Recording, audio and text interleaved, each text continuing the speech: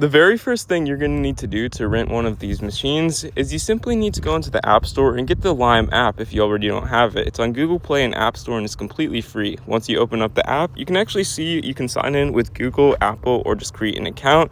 And as you can see, we can view the zones as well as where the scooters and bikes are on this app. Now, in this case, I'm right next to a bike, so you're going to click on the scan option right here. It works the same for the scooter. And as you can see on the very top middle of the machine, you basically want to scan whatever QR code is right here.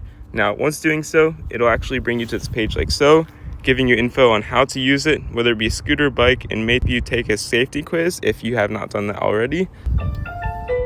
And once you've scanned it, it will automatically start your ride like so, assuming you already have your payment information in the thing. And you can simply ride this vehicle just by using the throttle right here, as well as getting up the kickstand just by kicking it forward like so. And when you're done using it, you can simply click on End Ride right here, and it will display the pause to make sure you're parked correctly. And you can basically give it a thumbs up, and it will automatically take the photo. And as you can see, it will charge you however much long you used it.